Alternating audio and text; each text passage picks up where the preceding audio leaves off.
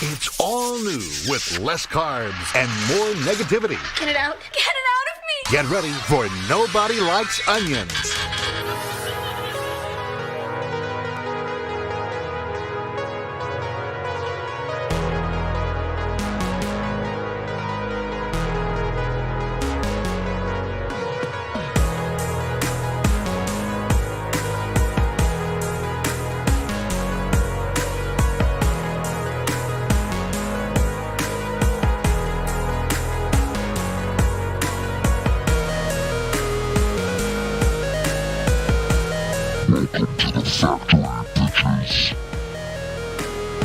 I'm gonna suck everybody's dick tonight. Oh yeah.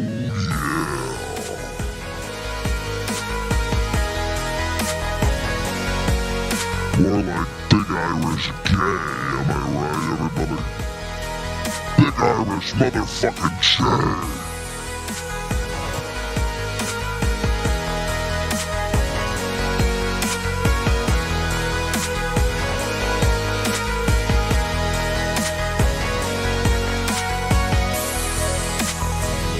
If you, hi everybody, welcome to the Pro. Oh, I'm not even centered up here. Let's get cracking. Oh no, he got the hang of the looper. I mean, we didn't get the hang of it, but you know, it's there. And I do know how to do something on it. Come on, man. I don't know what. I don't even know where to start tonight. Do we pretend that there's other things to discuss? Or do we jump right into the fact that, ladies and gentlemen, it's happened. Rivera has left Las Vegas. We got him. None of the no effects are working. I updated all the OBS bullshit today to the new 28, and it fucks everything up. I don't even know if this works. But we're gonna try it. The sign's gonna fall back here. That can't be going well. But you know, on any other Sunday night, we would have quite the stories to cherry pick here.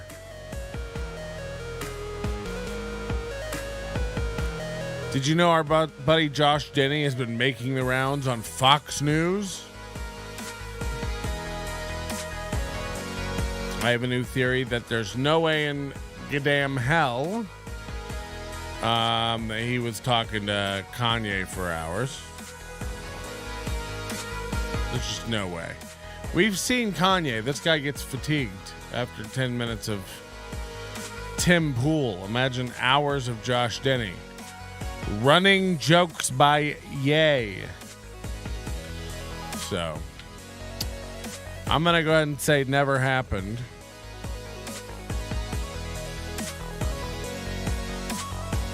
And as discussed a couple days ago, even if it did, even if that did happen by some miracle,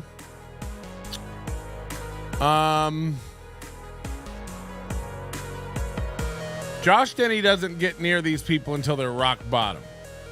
That's the lesson to be learned. Josh Denny, I know in his head he's like, I talked to Kanye West. Holy shit. And it's like, yeah, man, he's gone mentally. He's not there anymore.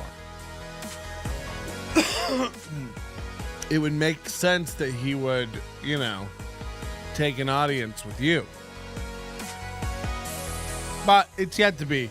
I still don't believe that shit. That felt as fuck to me. Like Schultz, like Andrew Schultz telling everybody that, he was gonna He bought his special back from a streamer. It's like, did you? I don't think you did, dog.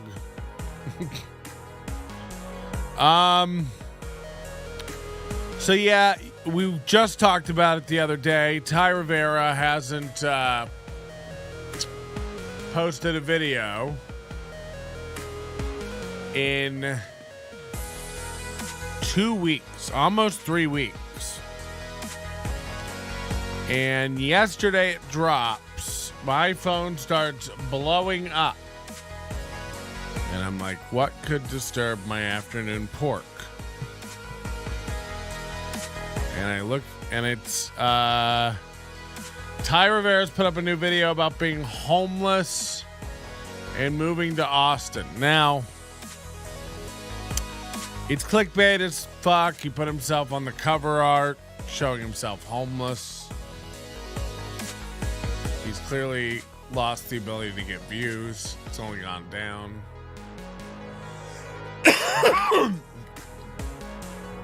So it's clickbaity, and I've watched. I mean, we can go to the bar and look.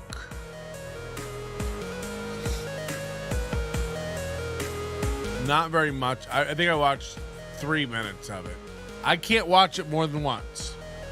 We're going to watch it. We're going to watch it together. We're going to break it down together. Fuck. Why won't this pause?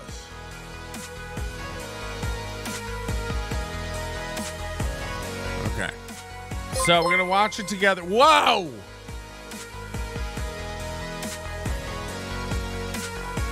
Patrick appropriately dressed in black. I think this is Navy. Old Navy. To commemorate the loss to our scene. CF, again, you want to pretend to be part of this scene and also be anonymous. That's insane. You don't get to be part of this. You know. Did he move in with his parents?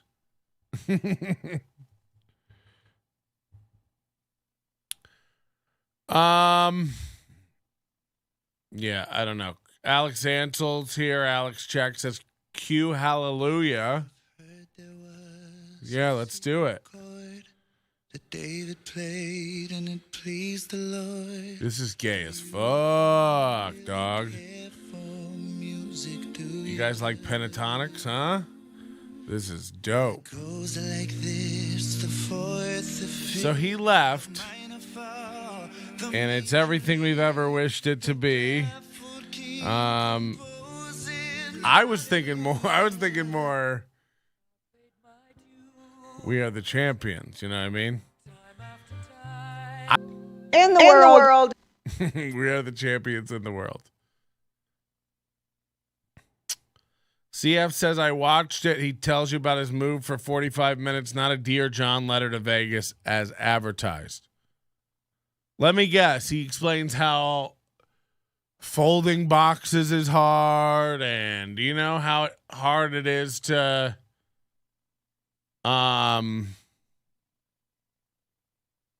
get all your stuff into a trunk. How hard it is to lay a lamp down inside of a duct taped shut hatchback. I don't know what even, you know. People are excited. People are here for it. Alex says Austin deserves it.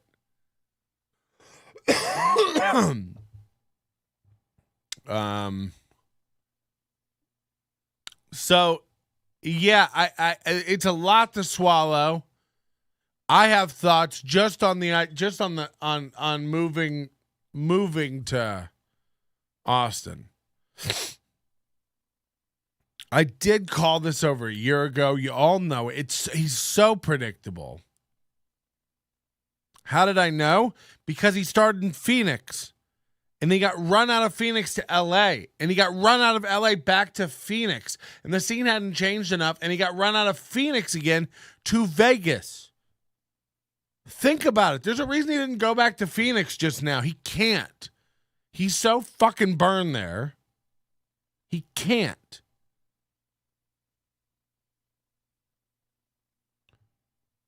So he has to go to the next best thing. He has to go to Austin. He figures, I got some familiar faces there. I recently did Kill Tony. I have a little bit of heat. I'm friends with Tim Dillon. Maybe he'll get me some gigs, get my foot in the door at some places. Little does he know. It's like Josh Denny. It's like you don't have it. So these people are going to tire of you very quickly. There's a reason after a couple tour events, Gavin and Anthony Cumia were on his show laughing about you and the nerds you hang out with, Josh. There's a reason.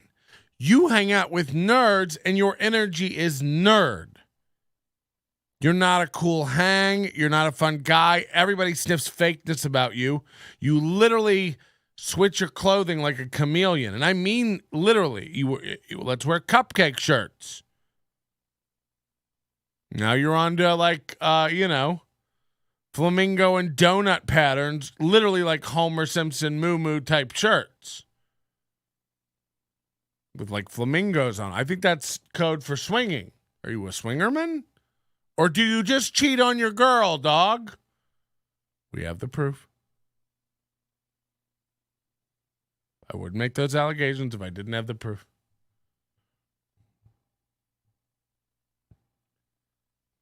So that's what Ty's going to do. He's going to move, and all these big names he thinks he's going to associate with, whether it's Brian Redband or Joe Rogan, with these clubs and these hot shows, Tony Hinchman and Tim Dillon, you're going to drive them crazy. They're going to get tired of your neediness. Let me predict it now. You will slowly get involved in battles with them. They'll all slowly turn on you. You'll soon be banned from every room and club in Austin. You'll try to start your own thing, if not steal it. That won't work, and you'll be back at your parents in no time. I'm calling it. I'm calling it. Imagine not being able to buy your dad a coffin, but having to move back in with him. I just wanted to bury him. Fuck.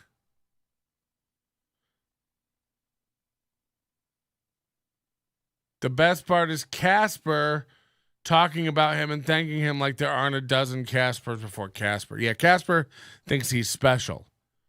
AJ's laughing. But AJ, you were the most recent Casper. You know what I mean? Like, everybody, once you figure it out, once you figure out that Ty's a piece of shit and he's going to dump you, you all act like, you're the one getting used by him. It's like you were all in line with him. Let me tell you this. A lot of people in this town won't work with me or fuck with me because they think I'm mean and a piece of shit. I have integrity. I have honesty. I have loyalty. So you're all fucking flexible pieces of shit. And it will come back on you.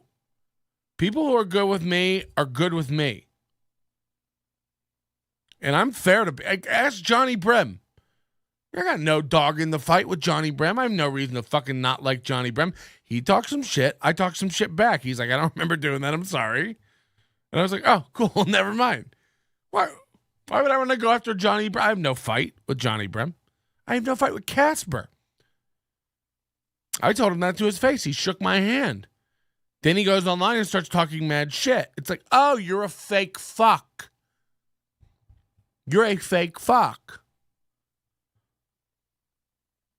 And so it's on, and we'll dig into Casper, But we find out what Casper is. Casper, Casper treats careers like Ty treats Casper's. Just moves on to the next one. So I'm not worried about Casper, All-State Agent of the Year. I watched Ty's sister die. I was there. I watched her overdose and choke to death. I could have saved her, but I didn't. Okay. Fucking hell. That's some crazy Phil Collins level shit. Best part is Casper talking about, that is true. It really is.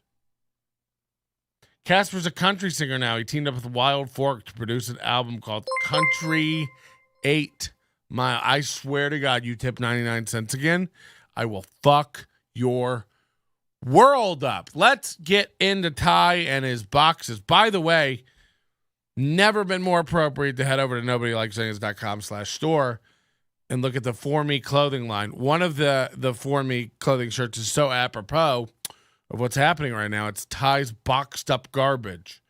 You've got to go see it. We've never done anything like it. Limited edition For Me clothing. Check it out at nobodylikesonions.com/store. You're going to love the way you look. I guarantee it. Right? Ladies and gentlemen, Ty Rivera. Oh yeah, the bitch. Why isn't it working? Sound, please. Oh, we missed his sassy intro. Here we go. Real G's move in silence. Literally. You can tell his confidence is completely shattered. You can tell he's a complete rudderless piece of garbage. Real G's move in silence. I don't know. What are we doing? He needs the hits, I guess. I don't know. Let's see where it goes. What the fuck? You guys like creepy empty chair shots? You guys like the Berber pattern on that carpet? That's expensive shit. You know, that's not a cheap carpet.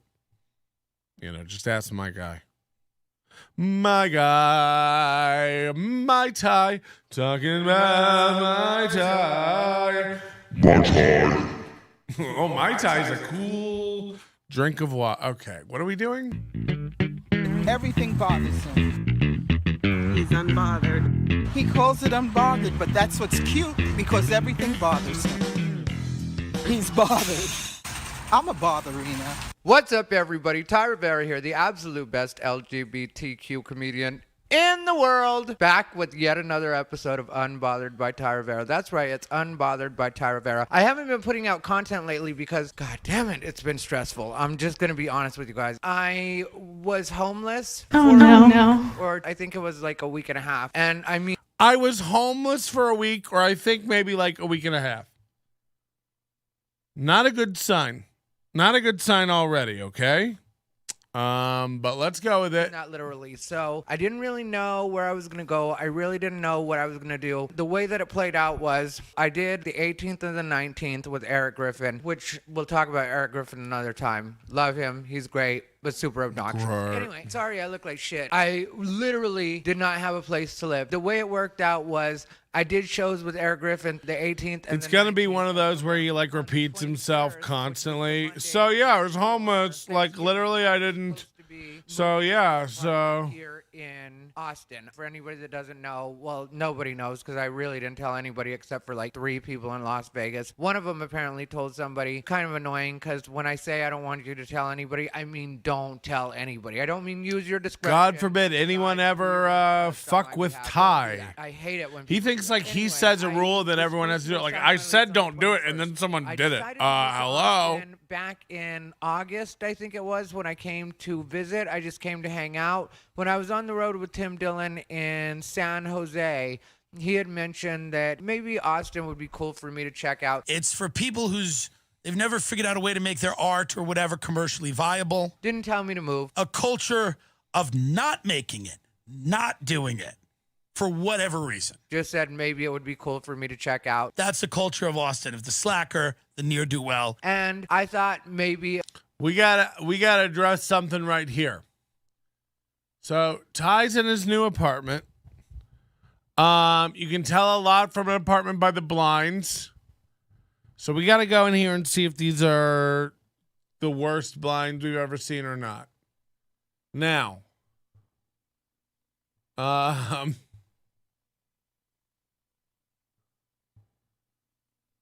yeah, I think they are the cheap. I was gonna say I think these are woods or not wood, but vinyl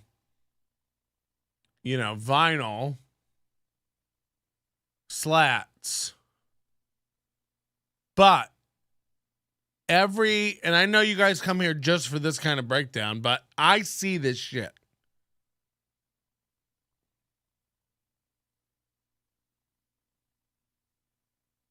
These blinds aren't vinyl. I think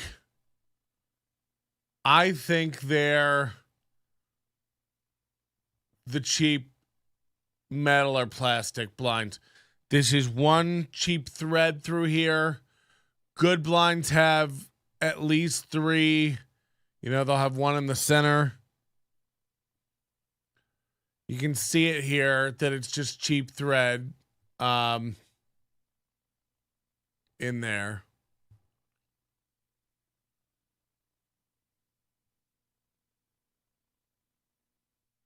Yeah, these are the cheap little blinds. And you can tell because of the handle. It's got the white plastic handle here, which is just the symbol of we're not even trying. And Alex Ansel finds a great things. My man over here using masking tape on his moving boxes, which I didn't catch. But yeah, holy shit. Hey, what's the weakest tape that I could use? And by the way, let's go down 1/2 inch. Let's make sure we get no connection at all. And it's like, by the way, what's in here? Let's remember, like a table bottom, a ring light, a water cooler. Did he bring the sofa? I'm telling you now, he sold it all. There's no way in hell he brought a sofa and bed and everything to Austin. There's no way he can afford a truck in this economy. There's no way he can afford the gas. So he boxed up his 2 boxes of shit. He probably sold the rug. You know, he crammed Bijou to the back of his crate. Is it a his? Move over, Bijou. Make room for my stained pillow. We're going to be living in the car for a while. I don't know what to say, man. We're 2 minutes into this. This is wild. So this is his new place, and clearly his budget has not. He's like, let me move to Austin at the peak of rents. Is everything as expensive as it's going to get? Great. I'm on my way. That's Ty. Businessman. It would be a good idea. So I decided that when I was going to be in El Paso, I took Bruce Leonard with me to El Paso to perform at the comic strip. So I decided after that, Bruce should fly home, and then I would go to Austin because I thought, how far could Austin be from El Paso? Turns out it was a long time, and it was annoying. It's like 7 hours, maybe even longer. I hadn't planned. I mean, to not know that Texas is like a full day, it's 1,000 miles across. I mean, it's a full day of driving across. You start driving in Houston in the morning, you get to El Paso, you're dead. It's night. So, what a dummy. Because I'm famous for not planning things. So I get out to Austin. You're not I really famous. had a good time here. A lot of my friends from LA have moved here, and I've been tired of Vegas for a while because I just think that scene keeps shooting itself in the foot. And if you have so many friends in LA, how come you never perform in LA? You know, the lies on this guy. A lot of my friends from LA have moved here. Who? Name 7. And I don't wish ill on any of the people in Las Vegas. I made some really good friends while I was there. Like I've told you guys before, I think a lot of the open micers on the scene show a lot of promise. So I am not downing Vegas, even though I will be honest, like I always am. I do feel like Vegas. By the way, I don't know if he's got new video editing software, learned a new technique. The zoom cuts and then wild zoom ins on his mouth. He'll just be mid-sentence, it zooms in on his mouth, and then we cut right back to the wide shot. And then out of nowhere, he'll zoom in on his mouth, and we'll cut back to the wide shot. What is this?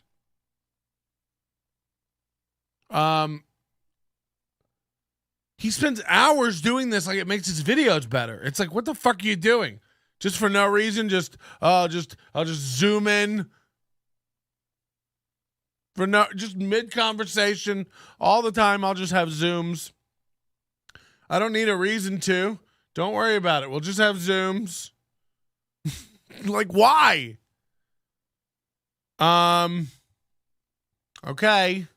Somebody's seen watch for it. Itself in the foot by going with the wrong. The editing people. is painful. Like when it comes to people, cut like in, cut out, cut in, cut out. Rainier. When it cut comes in. to people like Lex Las Vegas. When it comes cut to out. people like Trouble. And Zoom. I do an episode like I'll end up editing it soon where I talk about Lex Las Vegas. Cut. And just cut. To break it down in a nutshell, I pinpointed cut in, it zoom one in. day when I saw him at Wise Guys not too like, long well, this ago. is awful, dude. People say I'm like cocaine, and he was like, I give you good feelings. I'm all about good vibes. Well, I think you are like cocaine, because cocaine is not doing anything for those people. And then eventually people come down from the cocaine and realize that they've kind of been had. And that's kind of the way I feel about Lex Las Vegas, because he continuously works with Trouble. And we've already discussed Trouble always finds a way of trying to short people on money. And when you align yourself with people like that, imagine making this many videos and still not understanding headroom. You're willing to sell out other comics because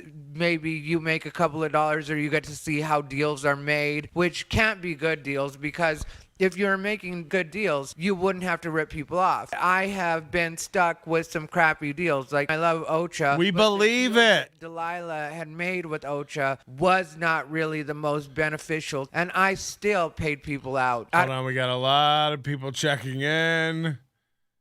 Things in his luggage. He's using masking tape because he's masking a lot of things. He hits the food bank guaranteed. Zoom, now enhance, zoom again, enhance. A camcorder from 1997. Yeah, don't forget that. I mean, he packed that up. He's not only saved it and moved it around Vegas, he took it to another state. He crossed state lines with a camcorder that's cost 3 decade lines. Do you understand? He's calling up manufacturers going like, do you still make mini DV tape? Can I get it? A box of dildos, a level for Home Depot for his next eye tattoo. He sold Bijou. Eric says like a month ago, he was talking about how he came in and changed the whole scene and shut these people down and made them not a thing anymore, in his words. And how proud and great he was. It's worth, at this point, firing up his account and showing you what this man looked like when we started with him. I think that's fair. Yeah, this was going to be the Kill Tony of the West. You know, everything was going to be great. So let's go back 2 years before, you know, he ever heard of me. And let me show you the confidence and level his shit was at. And then we made fun of him and he got a sign, and we made fun of him and he got lights, and we made fun of him and he got more lights. We made fun of him. He started editing sounds and rainbows and just getting awful.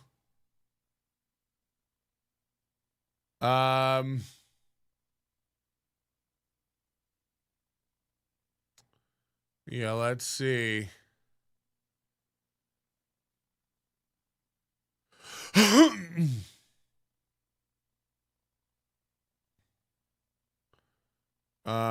People are idiots with a guest. Remember when he had guests? Joe Pedoto? Let's see how he treats a guest on an old app. Test. Testing. Vocal Fry City. Don't be annoying about Couple of guys with no confidence. Hello. Did we test? Yeah, do should we do a show? I guess we should do a show. We'll do a show. We You can guys want to do a test. show? Hello. Everybody, It's You know, it would probably Just get you to mumble test and if vocal you fry. Go to like one of those plasma centers and try and donate plasma. they're not gonna give you the test there. Wow, no video on this. Okay, hold on. Holy shit.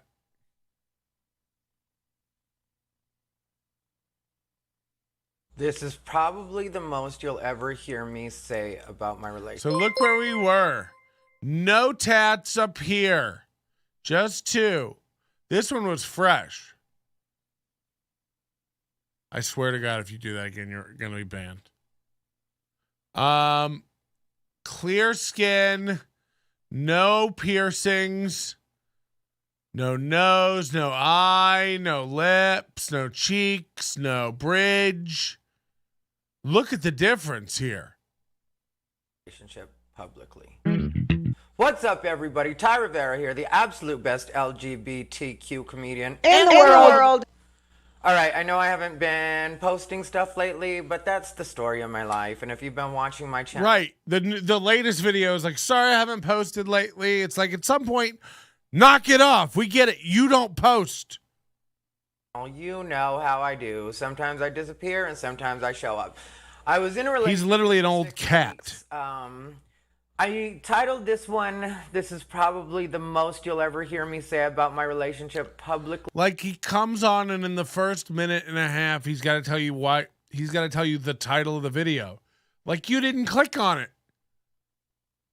He's like, honestly, anyone who's ever paid this guy for comedic help is a fucking moron. I'm going to say it. Like, I'm sorry. What about him makes you think he knows how to structure a story, tell a story, cut out the fat? This is fucking garbage. Like, he's not good at it. Say what you want about me. I know how to draw something out and really build some shit. You know, this will take 9 hours to get through today, but it'll be goddamn entertaining, and you're all here for it. Out of my own pocket in a lot of cases. So I don't think that there's any good reason or any good excuse to align yourself with people that aren't necessarily on the up and up or trying to be on the up and up. And like that's happened more recently because apparently Lex was hosting, I don't know if he's still doing it, and it was supposed to be a comedy contest. The prize was $100 and they asked him, when do we get paid? And he was like, he's talking about Lex Las Vegas. All he does is talk about God. He talks about how he's the best guy in Vegas. And yet all he ever does is deal with these guys like Casper and Lex Las Vegas. He's got beefs with Sean Fitzsimmons and Ian. It's like, these are all guys who run like little shows in bars. You're a big star, dude. You know? Why are you making hours-long videos about AJ Rivera, a guy with a full-time job? Why? Why are you not able to ever be funny? This guy sucks, dude.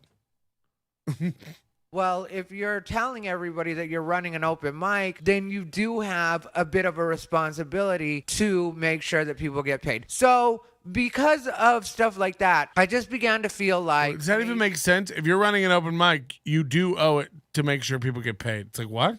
Maybe Vegas wasn't the best scene for me anymore. I really liked it when I first got there. I don't think it was at all a mistake. I think I learned a lot while I was there, and I grew a lot while I was there. But at the same time... Say whatever you want, Las Vegas. You're welcome. I drove this guy out.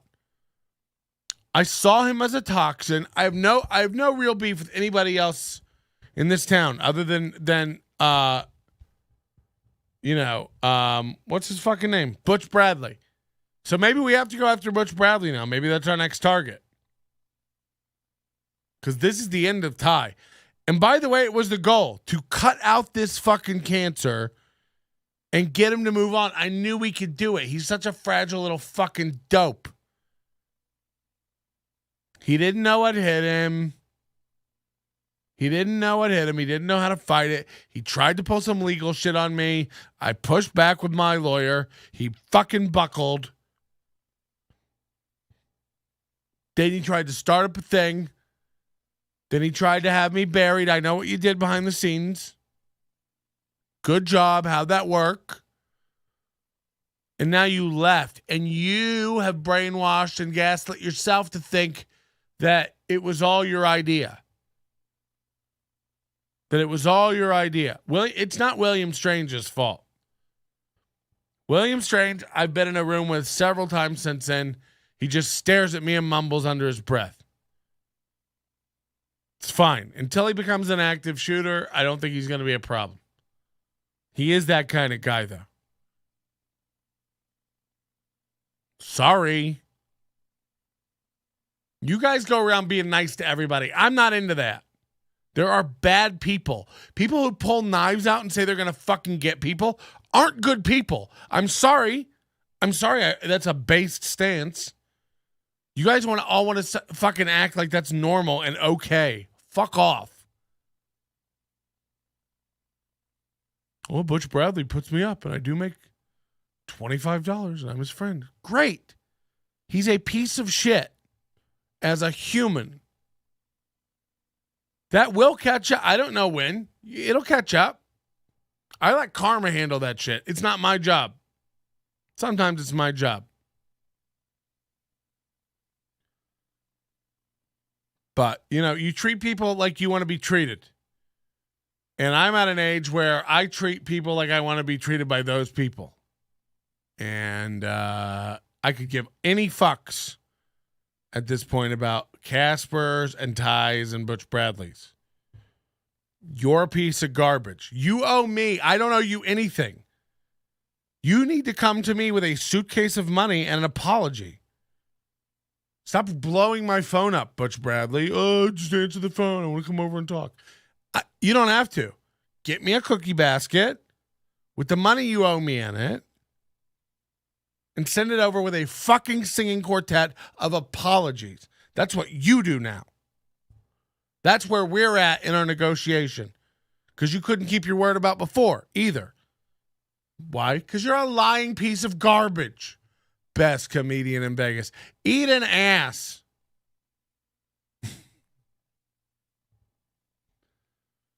Maybe we come for Butch Bradley next.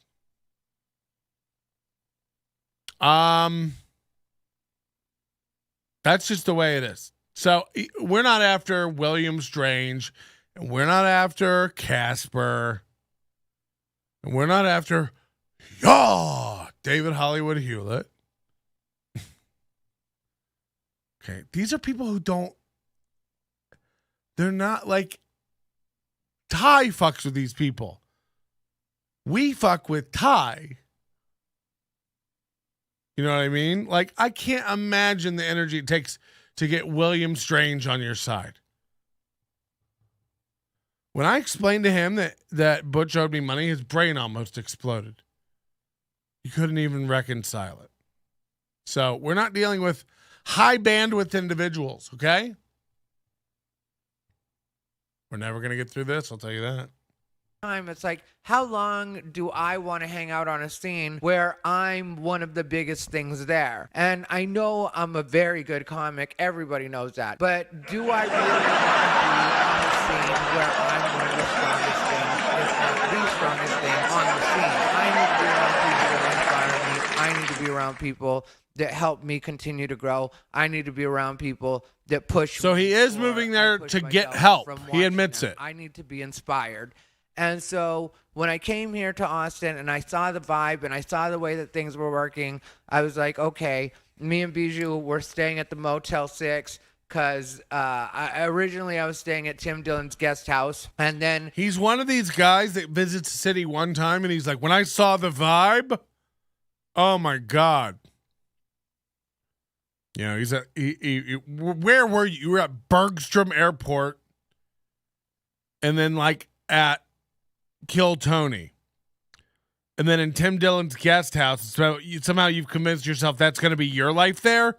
Okay. there was a problem with the well, so they had to dig the well down, and Tim hadn't been there for several months to his place. I was just staying in his guest house. So I ended up just going to a Motel 6, which, if you don't know, me and Bijou stay at Motel 6 a lot of times because Motel 6 gives you zero problems about your dog. You can bring up no headaches, no extra charges. And so me and Bijou were at the Motel 6. And plus they have flies and roaches, and we're used to that. When we were walking around one night, I was like, okay, maybe we should move here, Bijou. And Bijou was like, yeah, I feel like we should move here. So I was like, all right, Bijou, let's look around. So we were walking around the block, and I saw an apartment, and I was like, okay, this is... He walked around the block of the Motel 6. He's like, I want to live Motel 6 adjacent. Why? So if I have to move back in here in 3 months, it's convenient. I like something next to a Motel 6, overlooking a motel. Imagine going from Tim Dillon's guest house to a Motel 6 adjacent slum. Where we're going to get an apartment. So I went the next day to look at the apartments. They didn't have any, but I've been told Austin has problems with vacancies. A lot of places are just completely filled up here. Imagine so not knowing that before you tried to move there, idiot. We'll get some pictures. That kind of stuff. So I went ahead and filled out my application like a week later. The deposit was going to be $700. I went ahead and Zelled them the $700. Then I was supposed to move in late October, I think it was. And then they told me that that wasn't going to work after all because the person that was supposed to move out of that apartment decided to... You can hear the echo in this room. I'm guaranteeing you he has $700. He probably paid one month's rent, right? Can anyone see if there's any kind of studio you could buy in Austin for $700? Can someone look that up who's got the time, energy, and capacity? Stay in the apartment. I'm like, just keep me posted. And so they let me know that November 21st would be the day that I would actually be moving in. So everything's good for me on November 21st. I'm supposed to come in. Technically, they wanted me there earlier, but I was like, yeah, I've got stuff to wrap up because I knew I had the shows with Eric, and I didn't want to not do the shows with Eric. And it was a good thing that I stuck around because that's also when I did the last-minute headline at Wise Guys. And so it really did work out well. So what happened was on the 19th, after I'm done with just my like show going with through Eric, his schedule with I packed us. up as much stuff as I can in my car. And really, really loaded up, like Beverly Hillbillies style. I couldn't see out the back, which I know is illegal, but... How does Ty get money, really? Does he score a Tim Dillon opening spot like he did 2 months ago and ride money? I had to be there on the 21st. And I mean, he I makes figured I'd go say hi to my less parents, than spend a night there. $800 to And open for so Tim on Dillon, the I'm guaranteeing 20th, you. I went ahead and slept at my parents' place. When I woke Sometimes up, I think started the CF drive says he's a comedian, but he to knows like nothing about Austin. how much comics It's a make. good 14 and a half hours from Phoenix to Austin. And I drove it in a straight shot because I was really excited to be here. I end up getting... He's excited, everybody. We went to check it out. I was We walking around found the some apartments. just looking around, like making sure hot water worked, that kind of stuff. And then I get to this... Hot water burn, baby. The pantry next to the kitchen turned out to be where the water heater was. I open that up. A bunch of roaches fall out. Some dead, some alive. I'm not a squeamish person, but it was roaches. And what you have to know about my place in Las Vegas, the reason that I wanted to leave my place in Las Vegas was because I had a rat problem there, which I didn't tell you guys back when that was going on, I don't think. Because it's embarrassing. It's embarrassing. And it wasn't anything to do with me. I'm not a dirty person at all. And so having rats is embarrassing. I didn't grow up that way. I didn't want rats. It's disgusting. He's showing a picture of rat shit all over his apartment. Holy fuck. So he had flies. He had roaches. He had rats. It was embarrassing. Oh my God. And now he's living in Austin for under $700. It looks like we found some apartments. Dog and cat friendly. Can we find something that looks like Can you look through those? It's probably a shared place. No, he has nobody, man. So it's got to be like studio. Oh fuck. Here's one studio.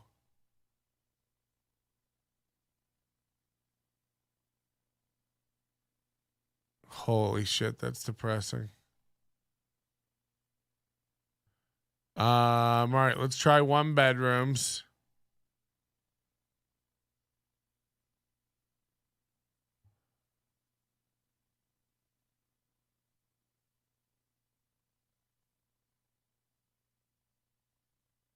This looks nice. This looks like Ty's place. This could be the window to the walls.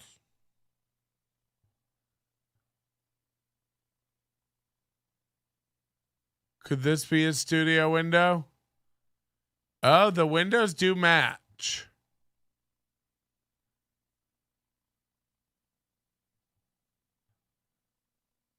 But that's pretty common. This also looks nicer than any place he's ever had. Now there's roaches. Yeah, so like his new place is awful too, he's saying. I'd go say hi to my parents, spend a night there. And so on the 20th, I went ahead and slept at my parents' place. When I woke up, I started the drive to Austin. It's a good 14 and a half hours from Phoenix to Austin. And I drove it in a straight shot because I was really excited to be here. I end up getting here to Austin. I get to the apartment place. We went to check it out. Remember, walking around. Remember, he doesn't have a car. He's using his dad's spare car. So things are getting real. Like in the middle of not having money for a car, he couldn't afford a rat-infested studio in Vegas. And now he's moved to one of the fastest growing cities where rent is really expensive. Like, this is dumb. Apartment, just looking around, like making sure hot water worked, that kind of stuff. And then I get to this, what I thought was a pantry next to the kitchen, turned out to be where the water heater was. I open that up, a bunch of roaches fall out, some dead, some alive. I'm not a squeamish person, but it was roaches. I know where my eggs are buried. Know about my place in Las Vegas, the reason that I wanted to leave my place in Las Vegas was because I had a rat problem there, which I did. Kyle makes an excellent point about this. He's like, why show the rat shit footage? Like, dog, we believe you. Who would lie about having rats? Yeah, people know my house. When I had a house in Burbank, this house I was renting, it was this big old 1920s house, just 4-bedroom, giant house, and during the night you could hear rats scurry in the attic. Now it was sealed off well. The rats never got in the house, but for like 3 months I had rats in my attic. They came and put traps up there. Oh my God, they caught like 4 fucking giant rats. But like if I ever thought those rats got into my house, if I ever heard one on the ground or in a wall, I would have immediately just started shooting at my walls.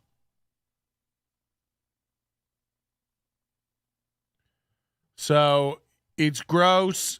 Everyone believes you have rats, Ty. We'd believe if if you said you had bot flies. We'd believe you because you're a gross man. Didn't tell you guys back when that was going on, I don't think, just because it's embarrassing. And it wasn't anything to do with me. I'm not a dirty person at all. And so having rats is I'm not a dirty person at all. Why the fuck you lying? Why you always lying? Oh my God. Stop fucking lying. About it. They sent pest control in. Pest control brought me at one point just one trap, and I was like, I have actual rats. I hear them in the walls at night. They were like, there's nothing we can do about them in the walls. And it's like, well, how is it you're a professional and you're telling me what? I just have to live with the fact that I have rats? I can hear them in the oven. every time I want to make something in the oven, wow, because there's rat shit in the oven, and then holy fuck, one of the rats. He's making food in a rat shit filled oven. So every time he goes and turns it on to preheat, he's got to toast the fresh rat shit on the bottom, like chestnuts roasting on an open tire. Cut forward, Ty had his 82-year-old dad drive to Vegas, drive to Austin, then drive home alone to Phoenix. Ty ends up in a place that looks like the one you found. Dad probably had to co-sign 100%. What income's Ty gonna show? Like, hey, I do make $2.07 from YouTube a month. I get gigs sporadically. It's becoming less and less, and I'm actually a liability to clubs around the country. CF says, heads up, Matt Markman. Yeah, I was talking to him about it yesterday. All the Austin comics have already been made aware. I think Kool-Aid's told all his Texas people. Like, everyone knows already. Like, try to Google Ty Rivera on YouTube and not get the truth. This is fucking horrifying. Like, yeah, dude, move.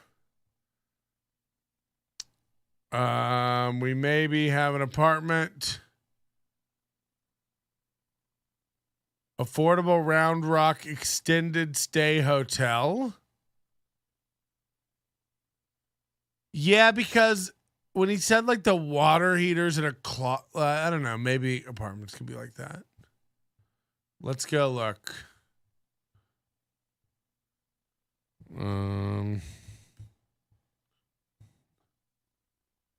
No lease required. Holy shit. Is this extended stay? Where's the window?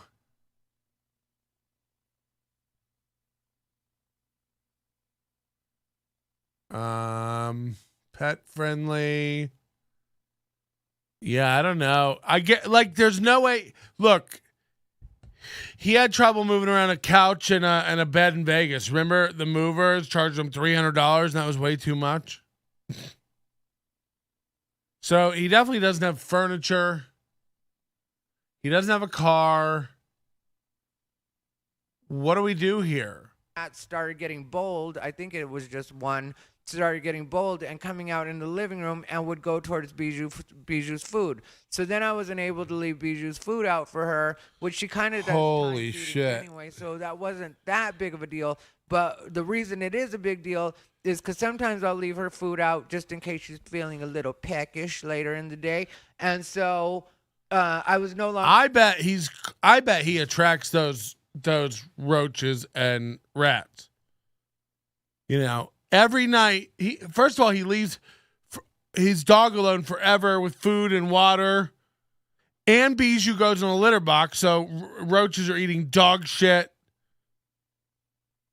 Plus, he's just throwing down snacks. You know, the whole floor is just littered with Whimsy's alligators. It's like, you know, fucking Charlotte's Web time over there. Each night when the lights go out, it can be found on the ground all around. Templeton the rat is just... I mean, you're literally like, you know, he has the shag carpeting in the cheapest shitty apartment. Fucking hell, dog. I guarantee you he's causing this. He's causing the roaches. 200 square feet. Imagine you asked Tim Dillon to stay in his guest house and half a week in, he's like, yeah, we need to dig a well. You just need to go to a hotel or live in your car. Just anywhere but the guest house. Yeah, but you haven't been in the main house for months. Can I just go in there? No. You and your little dog?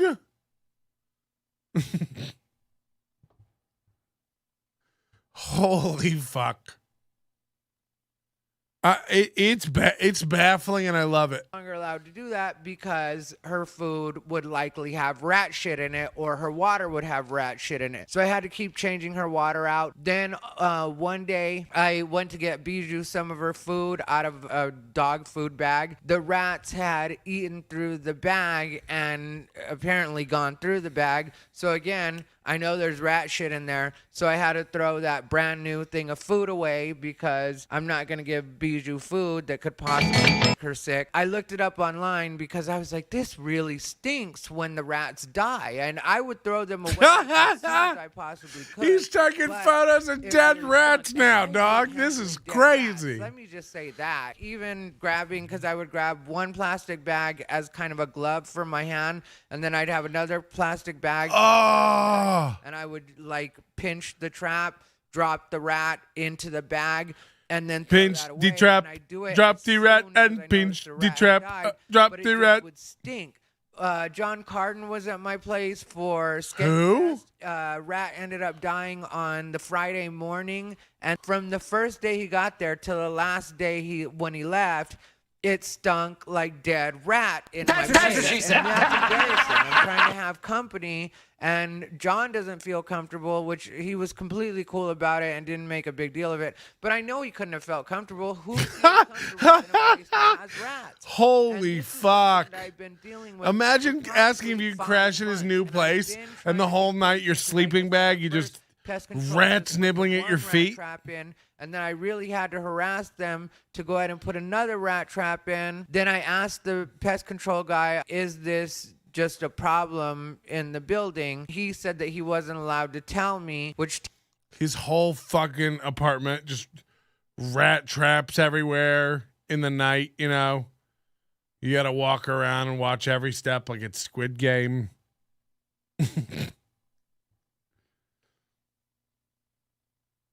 Kyle Anderson says it's like he tried to make this video as much of a gift for Melton as he could. I mean, you just tell, like, look, I pick up dog shit. I put a bag around my head like a glove and pick up logs of my dog's shit. I can't imagine coming on here and describing it. Actually, I could. You know, but I'd make it funny and interesting. This is sad. This is sad.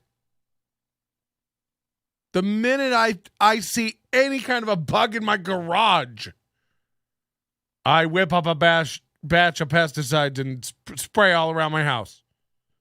Like a dad would. What are we, you know, this is a society.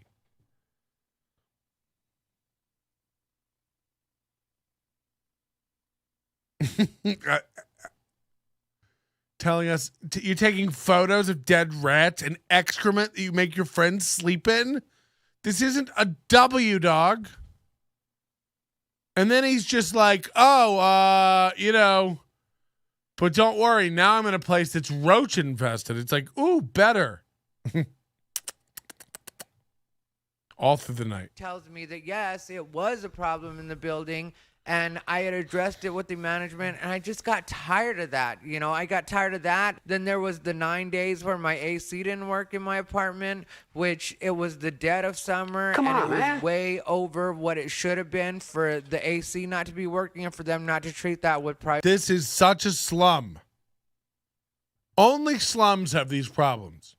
So I just got tired of living there, and I don't mind living in the ghetto, but there was a point where my window got busted out by no fault of my own. Just my window got busted out in my car, random thing, because the gates didn't lock. And that's one of the things the gates didn't lock to sell me on when they were showing me the apartment. They were like, there's gates all around. There's gays all around. Well, directly in front of my building, there's a gate, and that gate's locked. Never worked until maybe the last 2 weeks that I was there. I think it worked, or possibly the last month that I was there.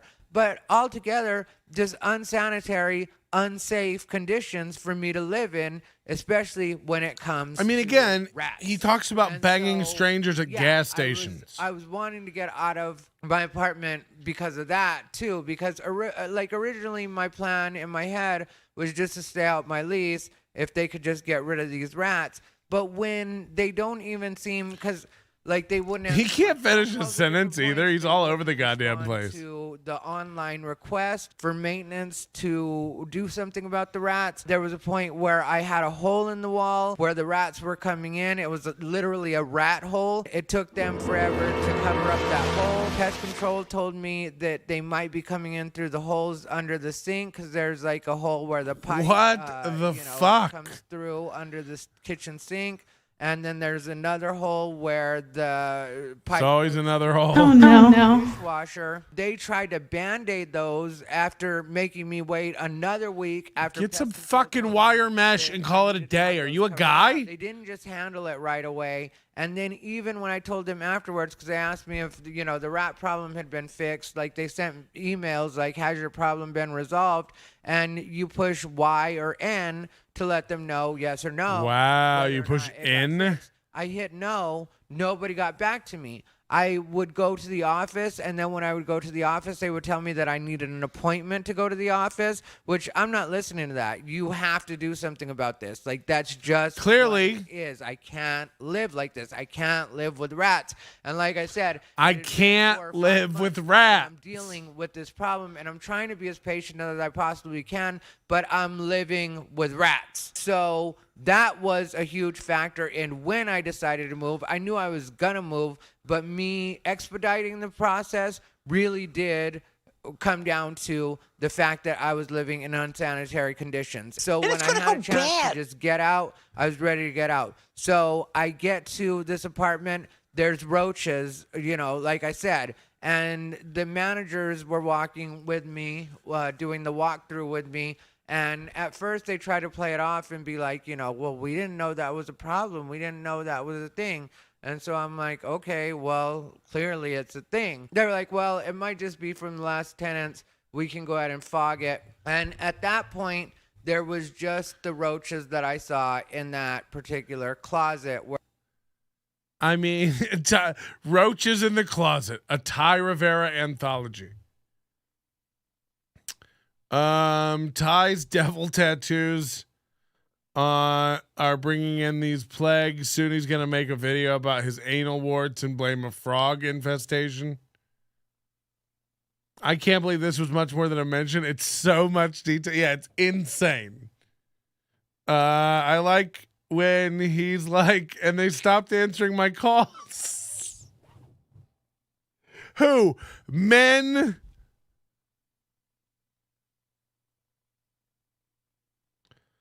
If he had had a cat instead of a chihuahua, could have avoided a lot of this. I'm living with rats. A Ty Rivera story. We're almost to full nannerpuss on this one. This is getting there. I'm almost edged. Where the water heater was supposed to be. So then I'm like, okay, cool. One of the things that bothered me was the main manager lady told me when I told her about the roaches and she saw what I was talking about, she was like, well, really think about it, because once you sign a lease, you're going to be here for 12 months. And I felt like, are you trying to tell me that I'm just going to have to live with roaches for 12 months? Yes. I'm living with rats. I don't want to live with roaches. It's not like I wanted a trade-off. How about... What, you think this is a new roach problem they've got? Like, oh, the old guy moved out. He had no roaches or rats. Then in the day, remember they had no availability. They told him he couldn't move in. They had no availability. And then a place came open. And tons of roaches fell out. And Ty's like, I'll sign it, I guess. No inordinate amount of bugs. I grew up in Arizona. That's no secret. I lived in Vegas. I'm used to the desert all the way around. And so I know, like, every once in a while you'll see a scorpion, or every once in a while you'll see some water bugs, or once in a while you will see a roach and you'll have to call the pet. I lived in an apartment. I saw 2 scorpions. I probably saw 4 or 5 scorpions the whole time I lived in a 2nd-story apartment in Vegas. I rented a house and saw 1. And since I moved into this house, and it's been 2 years coming up in a couple of weeks, not one scorpion in my house or my yard. So, again, pest control is not hard. Figure it out. It's indicative of a bigger problem. I'm telling you, you got roaches in your walls, rats in your walls. This isn't easy to do, to figure out. So you got to get a guy. Control. And it's not something that I'm at all unreasonable about, but at the same time, you have to recognize that this is an actual problem. So they say they're going to fog it. Let's just go down. We're going to fog it. I have all my stuff. Yeah, don't worry about it. We're going to come down there and fog it. Take this apartment. Are you interested in us fogging it? Because we could completely fog this motherfucker. My paperwork, my leases, they're telling me how everything works and stuff like that. And then it's time for me to go back to Are you guys into fogging shit up? They fogged it while we were doing the paper. You guys ever fog it? The apartment, and now there's roaches. These motherfuckers are fogging it, yeah. Oh shit. These motherfuckers are fogging it, yeah. These motherfuckers are fogging it, yeah. These motherfuckers are fogging it, yeah. These motherfuckers are fogging it, yeah. Oh yeah. Oh, these motherfuckers are fogging it, yeah. These motherfuckers are fogging it. These motherfuckers are fogging it, yeah. These motherfuckers are fogging it, yeah. These motherfuckers are fogging it, yeah. Fogging it, yeah. These motherfuckers are fogging it, yeah. These motherfuckers are fogging it, yeah. These motherfuckers are fogging it, yeah. We're fogging it, yeah. We're fogging it, yeah. I could tell. Sorry, I got a little. Sorry, I got a little. Make sure that I was. You guys can lick my asshole. Phone in the other room, because at first they tried to be, because I had just given them a check for $1,900, I think, or no. $1,200. Holy shit, he's giving us an apartment tour. I had also given them. Hold on, I got caught fucking around, but he's giving us a real apartment tour, and this is important. Okay, cool. One of the things that bothered me was the main manager lady told me. Hold on, let me go for it. Sorry about that, everybody. I got carried away. I'm a looper now. I saw a scorpion in that place when I was there. Tiny wee thing. I live in Vegas. I've experienced only the most aggressive ants I've ever seen in my life. They swarm when I leave any crumbs on the floor. Gross. Nothing matches a sun spider for nightmare fuel. What the fuck? Sun spider. Why? These are the same thing. I've seen these. They're not venomous. They hunt at night for insects and they chew their prey with their this is nothing. Imagine CF being wrong about something. Jesus fucking Christ. But at the same time, you have to recognize that this is an actual problem. So they say they're going to fog it. Let's just go down to the office. Okay, this is where I got sidetracked. And I'm thinking, maybe I should just take this apartment and just take them at their word that this isn't going to be a persistent problem. So we go to the office. We're signing on my paperwork, my leases. They're telling me how everything works and stuff like that. And then it's time for me to go back. My leases are telling me how my stuff works. Is that what he just said? The apartment are telling me how it's a problem. So we go to the office. We're signing on my paperwork, my leases. They're telling me how everything works and stuff like that. And I love how he's like, I have all my stuff in my car, and I think to myself, maybe I should just take them at their word. Maybe right now, while there's a big problem, I should give up all my leverage and just sign the lease. This guy's a fucking idiot. Notice this apartment doesn't have a door or anything separating the bathroom from the bedroom. They run at you though, and fast. They do? I mean, they're the size of a nickel, so who cares? Only dorks are afraid of spiders. I don't agree with that at all. Spoken like a guy who's never been to Australia, cause oof. They got some crazy shit over there, dog. Look up Sydney Funnel Web. Ooh. And then it's time for me to go back to the apartment to go ahead and start moving my stuff in. They had fogged it while we were doing the paperwork. I go back. Holy shit, he's moving in while it's being fogged? Yeah, this is fine. I was actually a cockroach in Vegas. The apartment, and now there's roaches coming out of the bathroom. There's roaches coming, like they're all coming out to die, and then some of them are just walking, living, you know, like just walking, and it was just like, this is terrible. Holy shit. Apartment. And so I called them because, you know, that time I walked in by myself, and I called them and I was like, hey, you have to come check this out. And so there's like bug bombs every 3 feet on this floor. They knew this place was infested, and then they let him walk in there. Bugs are crawling on the walls. Bugs are crawling on the floors. Roaches everywhere. They've got like luxury vinyl plank down. You know, they tried to make this like a flipper house. Real cheap. They came to check it out, and even they just had to accept that it was what it was. And so I don't. Holy shit. I'm not trying to disparage them, and I'm not trying to do any kind of Yelp stuff. And that's just because I'm still here. The woman that I was dealing with, not the main manager lady, but the second in charge, she was really trying her best to make sure that I was taken care of. I heard her on the phone. Look at that popcorn. Look at that popcorn, everybody. That's what we've been waiting for. Really trying her best to make sure. Ooh.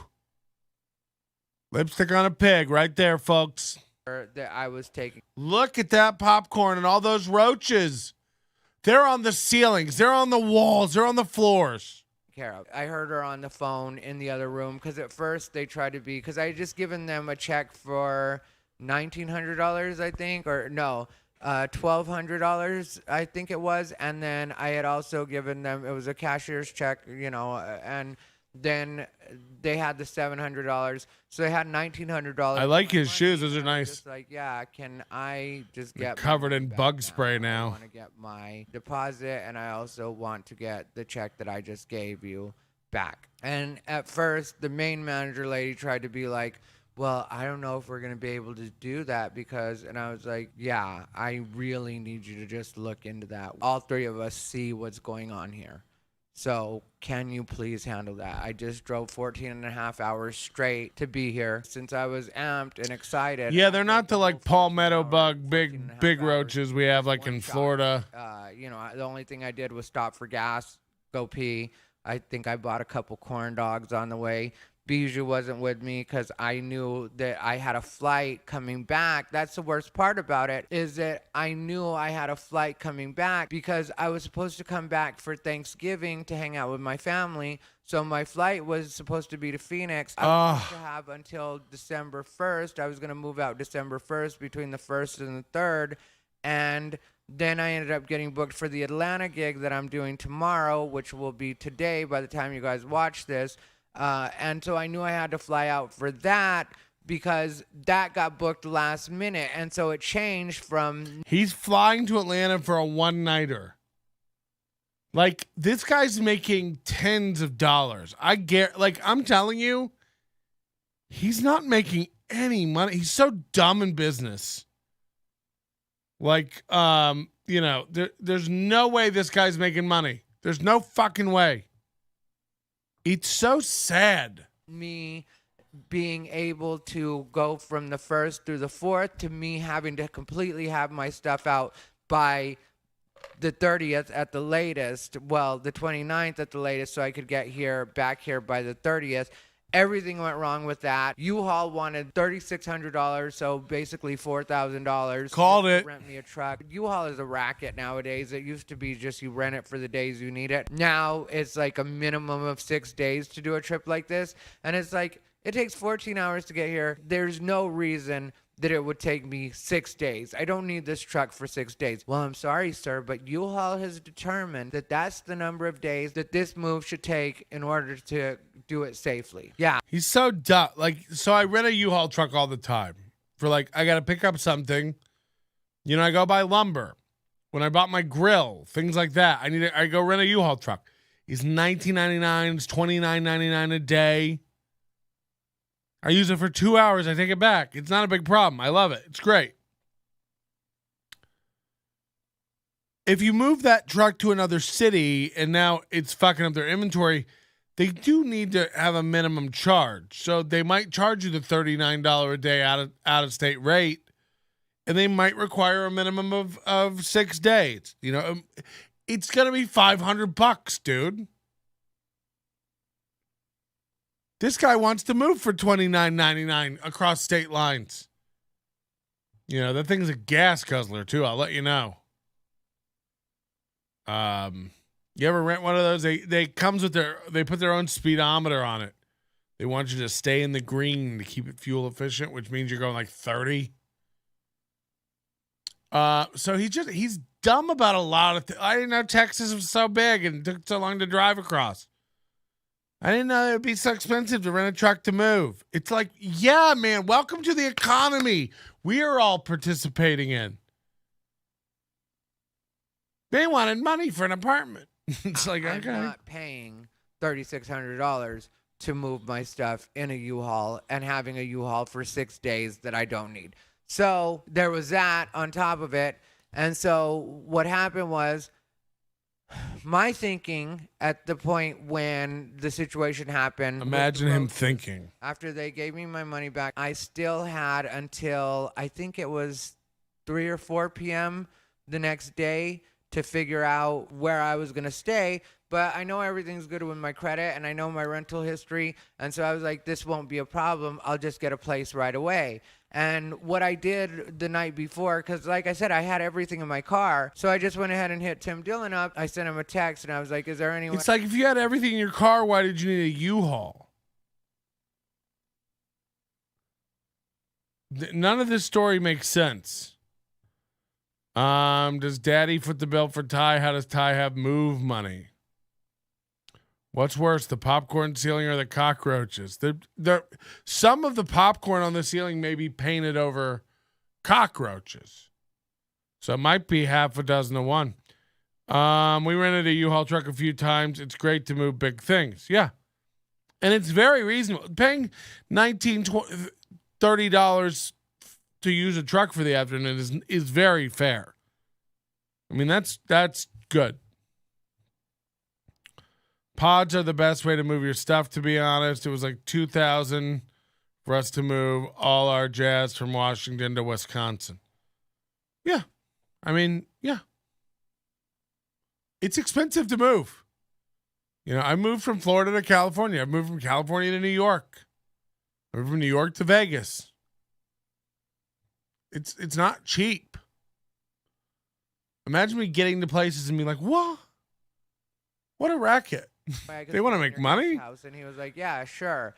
And so, you know, I went and put some of my stuff at his guest house, and he lives in a remote location. So I knew that my other stuff would be safe in my car. I called my friend John Carden the next day after I had gone to look at another apartment, because here's what happened with the other apartment. I get to this other apartment, and they're willing to move me in that day. It's a real shithole, though. But I'm like, as long as they don't have roaches, the lady told me roaches weren't a problem there. So my thinking is, as long as they don't have roaches, I don't really care about we go! 14, 20 something or something like that. And I'm like, okay, cool. They had this move-in special where you get 2 months free. And I was like, well, I'm just getting to town. 2 months free rent would be helpful. Who doesn't want 2 months free rent? Wow. I'm down. She asked me to sit down on the couch. So is he admitting he moved into a shithole? Is that what's happening right now? Fuck, dog. In their lobby, and then she's going to go ahead and run everything. She goes to run everything, and then what happens? I come back with an open account, which means that some apartment complex had reported me as being delinquent. So what happened was, when I moved out from my roommate's place, the roommate that I really didn't get along with, the one that it turned out to be I wouldn't say a mistake because everything worked out for the best in that situation as well. But when I was living with that woman, I left. April 23rd was the date that I left that apartment. I had paid everything up that I was supposed to pay. I signed off on a roommate release, which clears me of financial responsibility. So that's now her problem, her rent, her whole thing. But apparently, the apartment complex didn't log that the right way. So I mean, we joke a lot about Ty being 78. He's late 40s. He's late 40s. He's signing roommate agreements and getting chased down for renting. Like, he can't find an apartment. Roaches, rats in the walls. Rats in the ovens. You know, he's making Chex Mix out of rat shit in his oven. I call my friend John Cartman. John Cartman, heads up to that dude. Imagine being this guy that he keeps name dropping. Like, shut the fuck up, dude. Poor John Carden.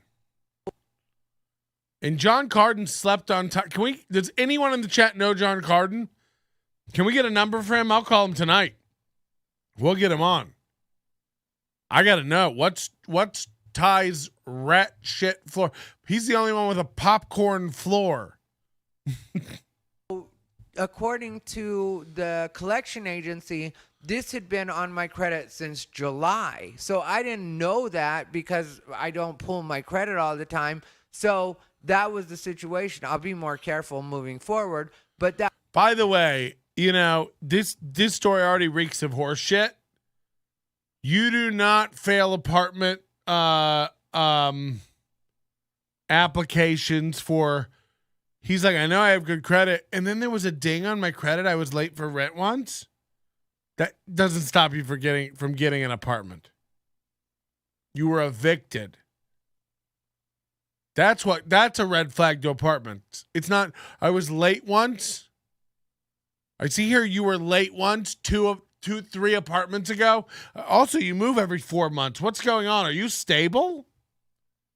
That's my business. That was the situation. So she was like, unbothered. Open account, then there's nothing we can do about that. But I didn't know what it was at that time, and I knew there should be nothing, and that's what I told her. I was like, yeah, there should be nothing on my credit. And so, you sure about that? You sure about that's not the reason? Difficult and just be like, well, there's nothing we can do and we can't tell you anything. And then another guy that worked there was like, tell him to come into my office. So I went ahead and went into his office, and then he was like, we really undid don't his zipper. know what's going on. So what we can do is we can give you the number to the reporting agency that we go through. John Flargman is a Phoenix open micer. Got it. All right. So everyone is below him. The name of the collection agency that was handling it. And so he says that one of the big reasons he moved there is because everyone in Vegas is beneath him. He can't learn from anybody, and he needs people to like pull him up. He wants to be around better people so he can grow and be inspired. Why is it you can't like? Yeah, I agree with that. That's why I hang out with people who are doing like, you know, I wouldn't buy the people I'm hanging out with in Vegas. I don't waste my time unless you're doing something that like I think I'd want to do. Like I give Big Irish Day time of day because he's doing something. He's a real guy.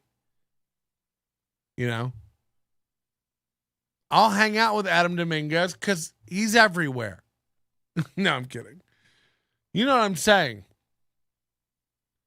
Like, all he does is hang out with people he can use. He's like, you talk about wanting to be inspired and hang out with better people, but I look around, it's David Hollywood Human and Casper the Friendly Host. It's like, it's all down. You don't even, there's nobody above you. You know what I mean? So, yeah, very weird. I called the collection agency. The collection agency at first was trying to treat me like, you know, I owed them money. And I was like, I'm telling you. Yeah, that's what they do. I don't owe you money. I signed a roommate release.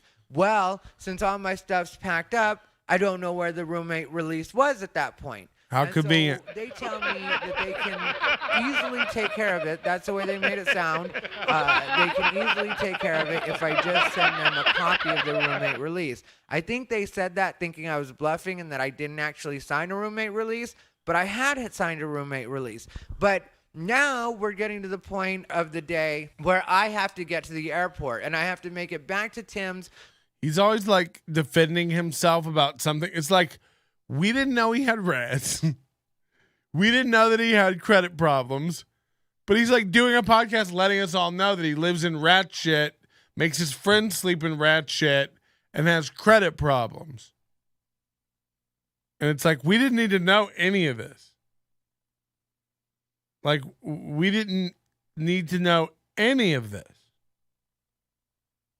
You know, like, why are you telling us any of this stuff? It'd be like being accused of rape by a girl and no one knows about it. And, you know, like, she's crazy over there in the corner telling nobody. And then you go to a podcast where you're like, look, I didn't rape this girl. And then you keep explaining how you didn't rape this girl. It's like, starting to think you raped this girl. You know what I mean? Like, it's been a minute. Mikey says, I love the fact Ty thinks he can jump on the Austin bandwagon. Like, he'll be invited to Joe Rogan's or Tom's podcast. He could be.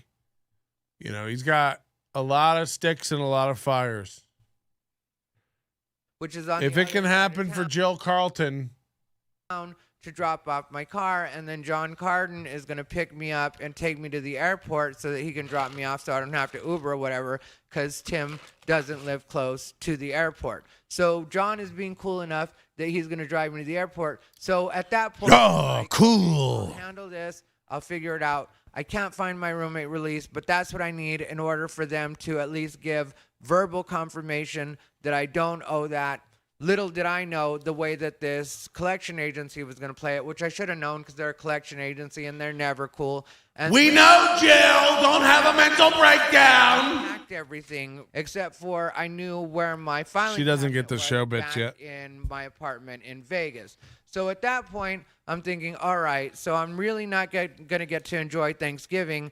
Instead, I'm going to have to fly back and then go to Vegas. So I end up flying out that Tuesday, and then I go to Vegas immediately after. Can we all chip in to get Jill a padded room? My dad's truck, because we were going to get a bunch of my stuff. At that point, a bunch more of my stuff, this time in my dad's truck instead of in my little car. And so it's like there's 3 different classes of vehicle this guy needs to move. He was like, first we wanted a U-Haul, but since we couldn't get a U-Haul, we just crammed it all in my little car. Now it's all in my dad's truck, so it doesn't have to fit in my little car. It's like, who packs your shit, Mary Poppins? How does it fit into any container? You know? A lot of his stories don't add up, like from a physics perspective, you know? Me and my nephew go out there. I look for it. I can't find it at that point. So I'm thinking, okay, this is easy enough to fix, even though it's annoying. I had sold my couch, and so I had to take care of delivering my couch because the guy, Edge is his name. He's a new friend of mine, and he bought my couch. And so originally he was going to arrange to get a truck, and then he was going to come pick it up. Since I was changing the way everything worked, I was like, can I drop Your it friends off are to you John Cartman and Wednesday? Edge. He agreed to that. He made it super easy for me. I went in and dropped the couch off for him. Before I dropped off the couch, I went like, because I really wanted to take care of this, but at the same time, I'm not trying to bust their balls about it, right? And I know that I have to go to them to get the roommate release, a copy of the roommate release. So I go to that apartment complex. I'm being real polite. I got there around 9:45 because they open at 9, and I wanted them to be able to get their coffee and clean the shit out of their eyes or whatever it is they have to do so that, you know, they're in a good mood and want to help me out. And I go in with a good attitude, and the guy tells me that he doesn't know if he's going to be able to look for it. And I was like, you don't know if you're going to be able to look for it? So then he goes through this whole thing where he's like, he doesn't even know if he'll be able to find it or where they keep it. You already said that. And at first he looks in the computer. He asks me my name, whatever else that he needs to know. Then at first he doesn't pull me up, and then he pulls me up, and then he tries to make it seem like maybe I do. later. Yeah, I don't. I have a roommate release. I'm asking you to look for the roommate release. So I'm trying to be nice, but at this point, I'm getting very frustrated with this guy that's refusing to help me out right now. And I know it's because the apartment complex and the collections agency want somebody to pin it to. And I'm a person that's coming in trying to run an apartment, and I'm sure they thought he's just got arms full of boxes. Bijou's pissing on the floor, going like, where are we going to live, Dad? Imagine this said, I mean, this is, that because I want to rent this apartment, that maybe I just cough out $4,600 because that's what I owed them, according to them, was $4,600. So over $4,000. And I've been told that when I was... He definitely doesn't have that, so that didn't happen. At the other apartment place, trying to get that shithole apartment, that it was a $4,000. So now it's not $4,000, it's $4,600. And they're trying to, in a sense, hold me to it. And so I tell the guy, unacceptable. You just have to pull this roommate release. You guys should have it. You guys are an actual apartment complex. This is supposed to be a professional operation. You guys are a property management. I'd call the property management. No, when you... He thinks that his new apartment, because they're a professional property, should have his old roommate released from some woman he rented a room from. But that's not how anything works. If you have a debt and you pay the debt and you get a receipt, it's incumbent on you to hold on to the proof that you've paid your debt, I don't know. That's just what I learned from a Lannister.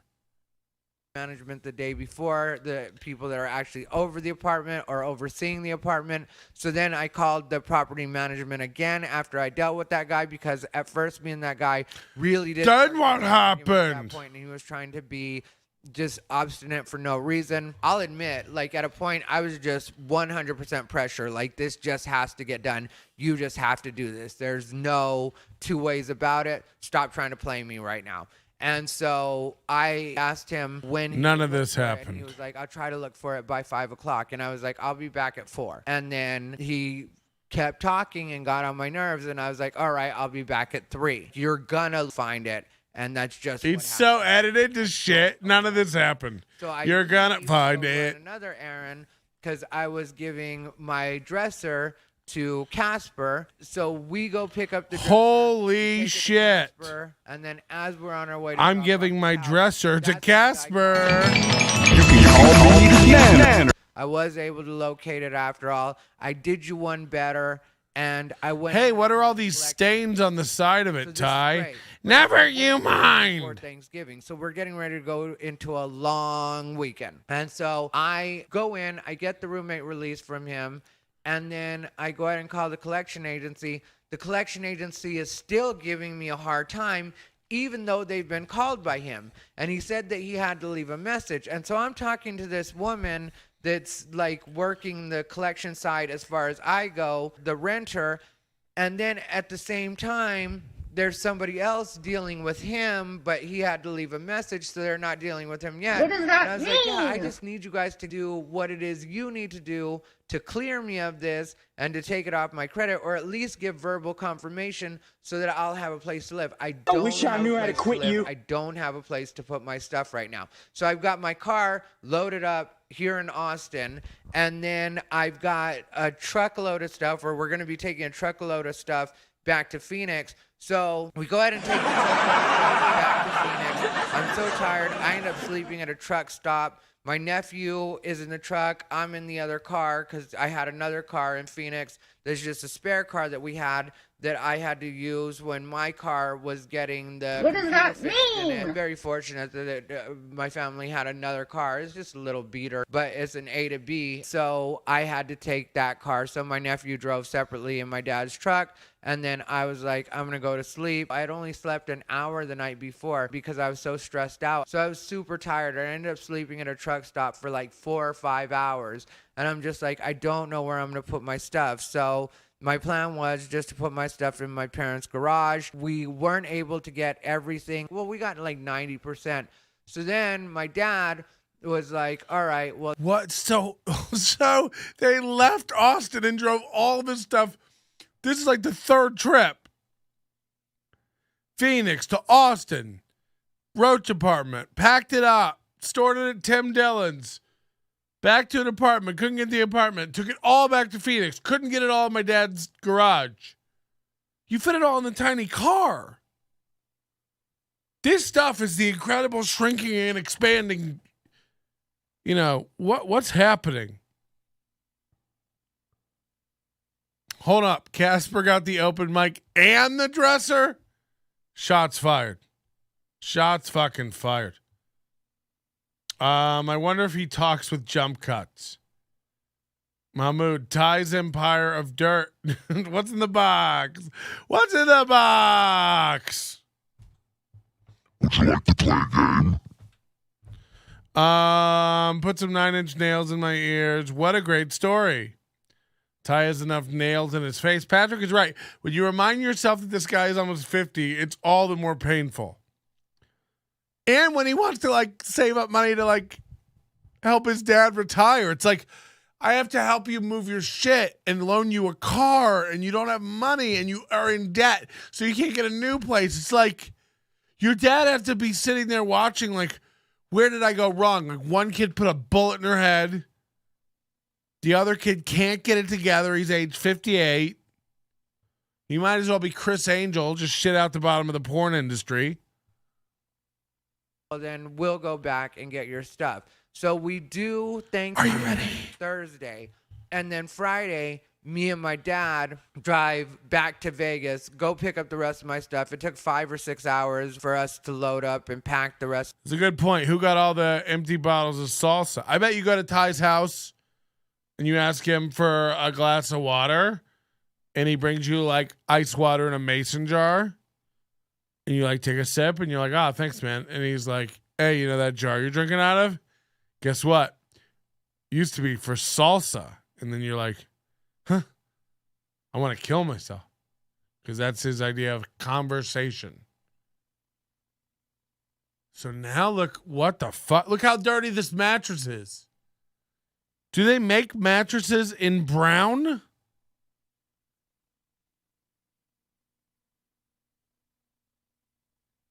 Oof.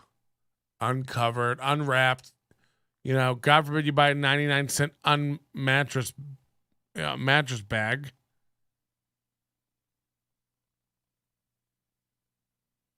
Of my stuff.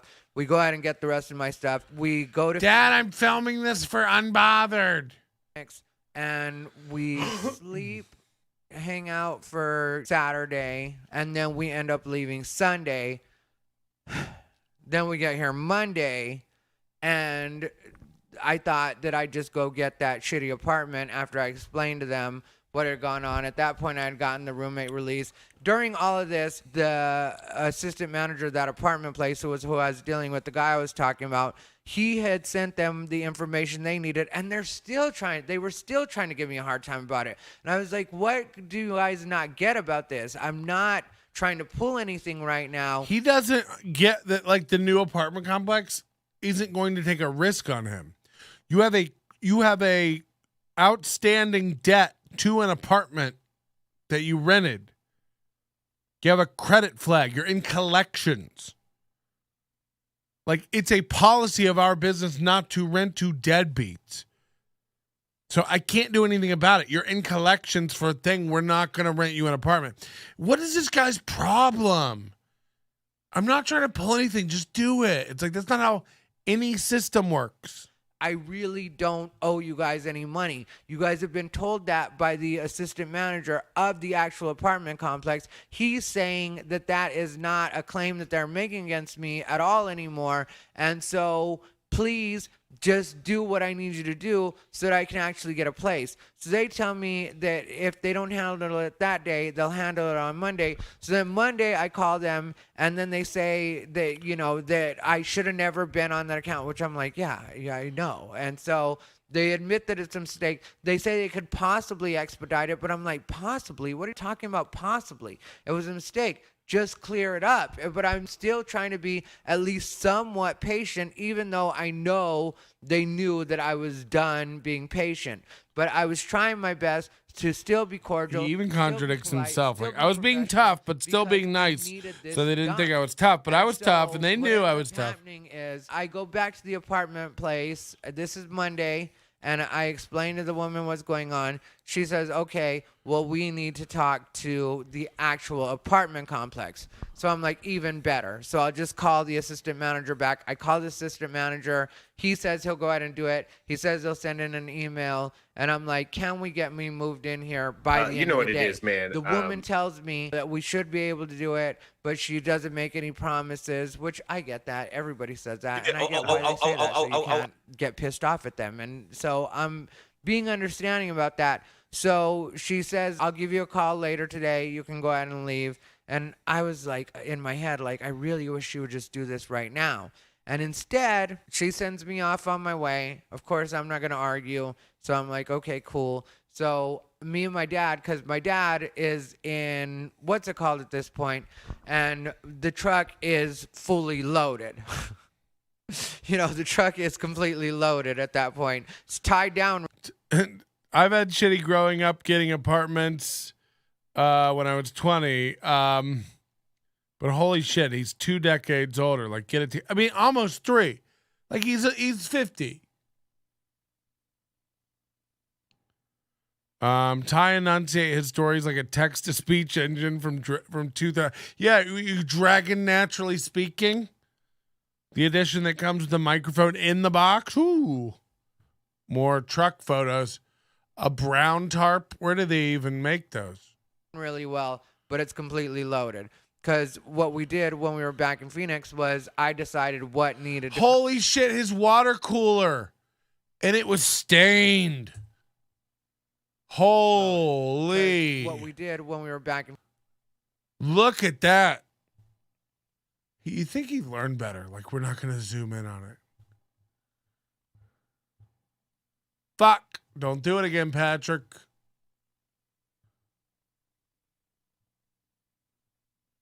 He's drinking water out of this cooler. He's drinking water out of this. Moving this to Texas like Sparklets or Culligan doesn't give you a free one with a subscription. I guarantee he fills this with tap. He fills this with tap. I mean, that stain is undeniable. That's his stupid little water cooler. He really does have 7 things. Holy shit. Holy shit. Like, holy shit. Phoenix was... Look at that stain. Under the water thing where it's just... Oh, it's all yellowed. I decided what needed to come right then. I decided to just go... He's got a dolly. There's his table stand. All boxes. So there's no reason for me to bring furniture because I don't have a place to put it. And so... There's no reason to bring furniture. I gave it all to Casper. When we deal with that woman and she says that, I'm like, okay, cool. So I tell my dad, I'm just going to rent a storage room. Let's go to storage room. I get a storage room. It cost me like $60. It was supposed to be $1 for the first month, but there's an administrative fee. And then I bought a lock and then whatever else. So it turned out to be $61. Like, he's the kind of guy who, instead of telling you, like, I had a cigarette, he'll be like, so I went and bought a pack of cigarettes and I had to take the cellophane off and get the cigarette out, and I didn't have a lighter, so I had to go get a lighter, and then I lit it, and then I smoked the cigarette. It's like, yeah, we know that you need a lock and that things cost money. It's like these aren't details you leave in a story that you tell people. Like I said earlier, has he thought about retirement, pension plans? This is my favorite part of the story. I like that he covered the furniture. He can wipe with a tarp, but he left his mattress bare.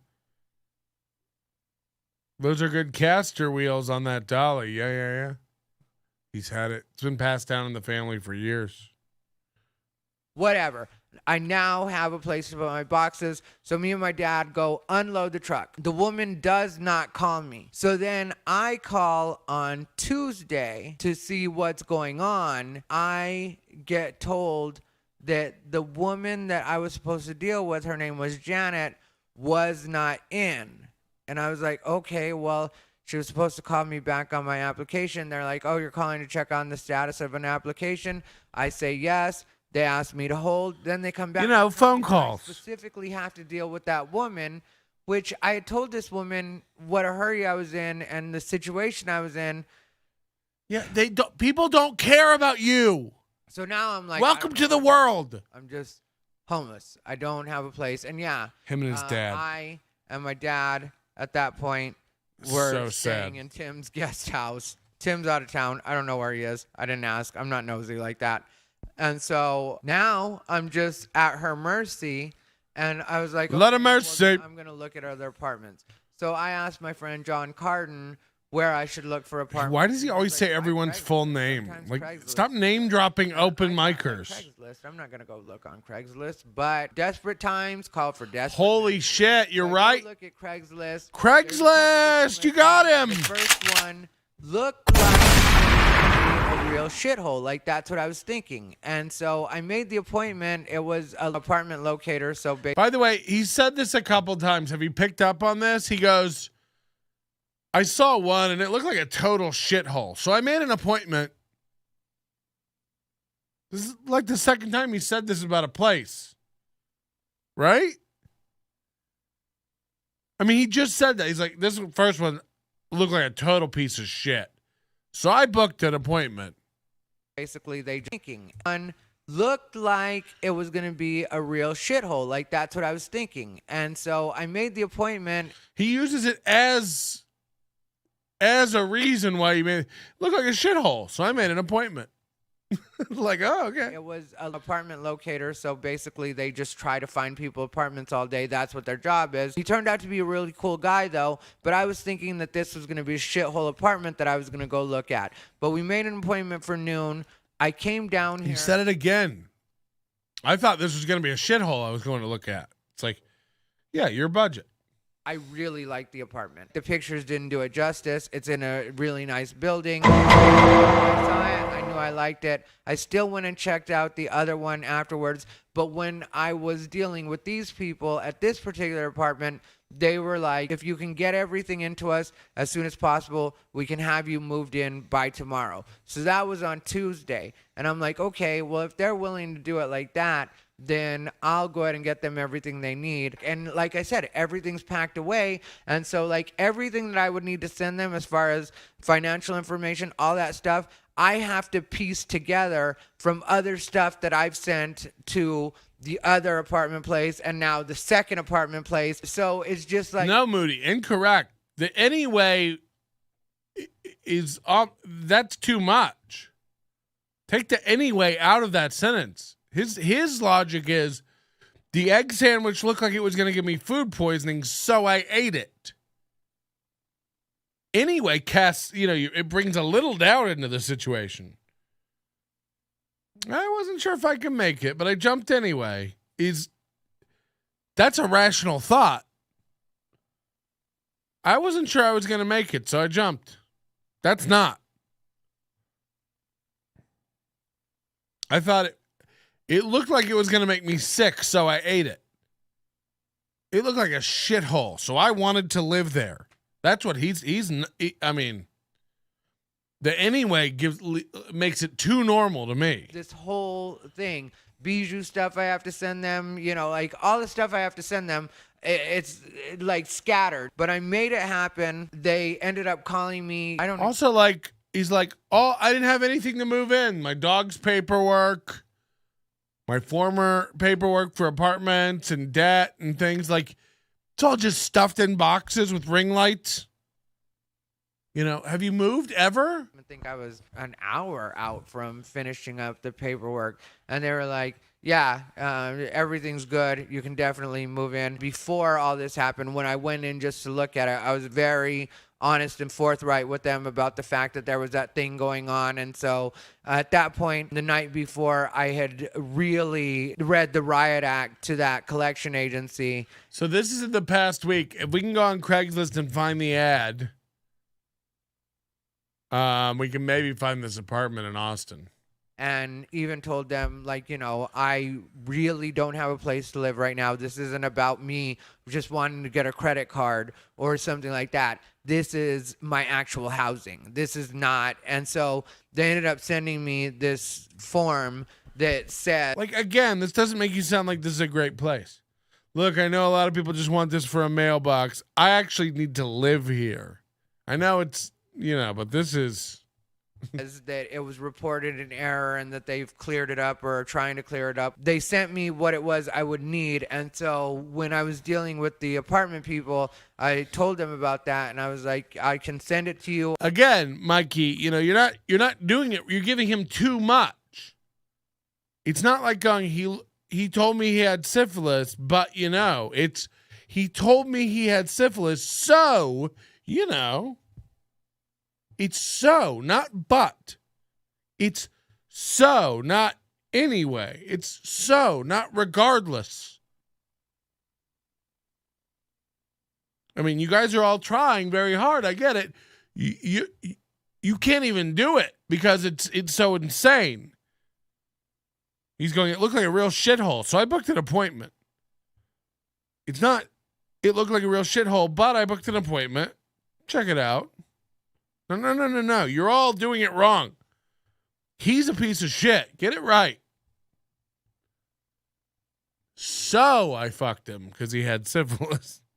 I can forward it to you so that you see it is actually from that collection agency. So if it shows up, then you have that to back it up, and it has all the information on it. And so they were like, okay, well, if that comes up, then we'll let you know. But outside of that, we're just going to go ahead and run this like it's regular. So he's so dumb. Then he goes to the next department. He goes, look, I got a lot of problems on my credit. It's going to say, oh, money. It's going to say I'm in collections, and I didn't pay this department, but I did. So if that comes up, look, the collection agency will say I didn't pay it.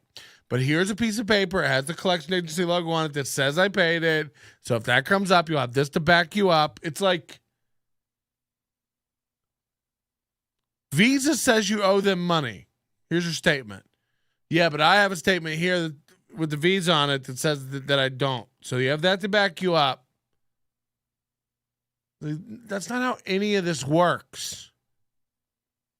They don't run your credit and then it comes back, it's a 480. And then you go, I know it's going to come back 480, but it's really 720. I have a thing here. It has a credit company logo on it. So, you know, you have that to back you up. It's like, what? This guy, again, he's 50 years old. He doesn't live in the world we all live in. Nothing works like this.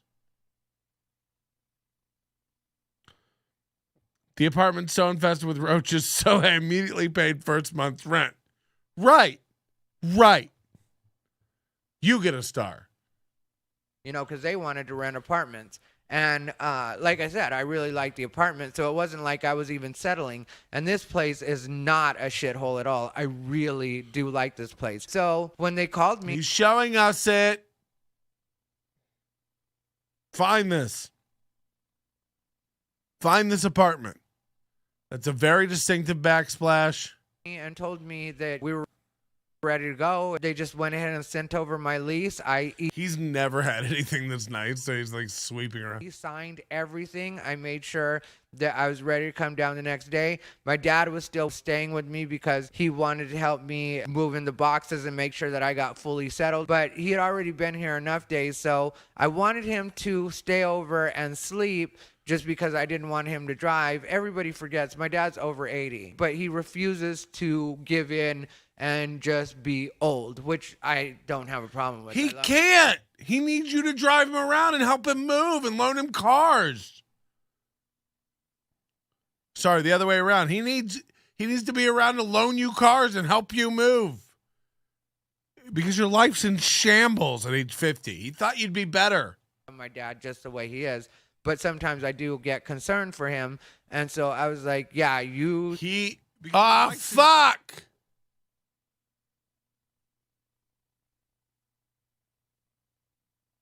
Oh, God, how did that come to me? G's move in silence. Like that, then I'll go ahead and get them everything.